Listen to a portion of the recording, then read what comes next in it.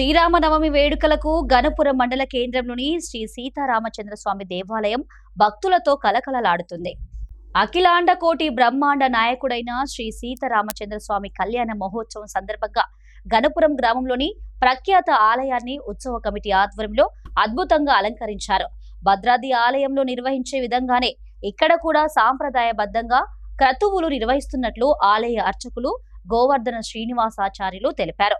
21 రోజుల పాటు స్వామివారిని పూజిస్తే భక్తుల కోరికలు నెరవేరుతాయని విశ్వాసం వ్యక్తం చేశారు. భద్రాద్రి మాదిరిగానే స్వామివారికి ఎడమవైపు అమ్మవారు కూర్చొని దర్శనమివ్వడం ఈ ఆలయ ప్రత్యేకతగా నిలుస్తుంది. శ్రీరామనవమి సందర్భంగా చుట్టుప్రక్కల గ్రామాల నుంచి వేలాదిగా భక్తులు తరలివచ్చి స్వామివారిని దర్శించుకుంటారు. భక్తులకు ప్రసాదం, అన్నదాన కార్యక్రమాలను ఉత్సవ కమిటీ ఏర్పాటు చేసింది. ఎలాంటి ఇబ్బందులు కలగకుండా ప్రత్యేక ఏర్పాట్లు చేసినట్లు తెలిపారు. శ్రీమద్ అఖిలాండ కోటి బ్రహ్మాండ నాయకుడైన మన గణపురంలో వెలిసి ఉన్నటువంటి సీతా లక్ష్మణ భరత శత్రుఘ్న హనుమత్సమేతుడైన ఈ పట్టాభి రామస్వామి వారి క్షేత్రం చాలా పరమ పవిత్రమైనది, చాలా అనాది అయినది. పూర్వం నుండి కన్నులతో నిర్మించబడింది. గ్రామస్తులంతా కలిసి 2007లో పునర్నిర్మాణం కార్యక్రమాన్ని గావించుకున్నారు.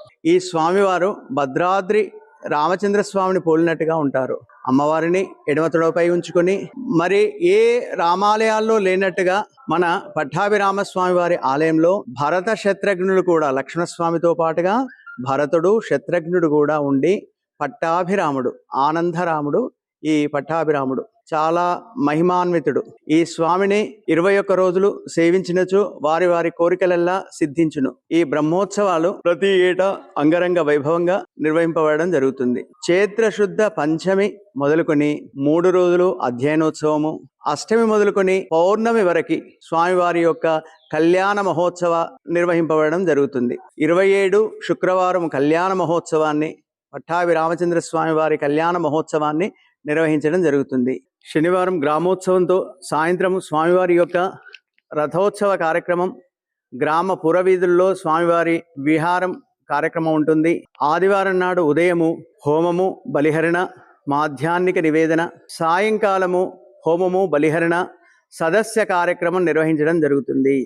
ఈ కార్యక్రమాల్లో భక్తులు అత్యధిక సంఖ్యలో పాల్గొంటారు. వారి వారి యొక్క కోరికలతో స్వామివారి చెంతకు రావడం, స్వామివారి యొక్క తీర్థప్రసాదాలు స్వీకరించి స్వామివారి పరిపూర్ణ కృపకు పాత్రులవుతారు. కనుక అందరూ కూడా చాలా చక్కగా భక్తి శ్రద్ధలతో స్వామివారిని దర్శించుకొని మీ కోరికలు తీర్చుకొని స్వామివారి కృపకు పాత్రులు కాగలరని మనవి.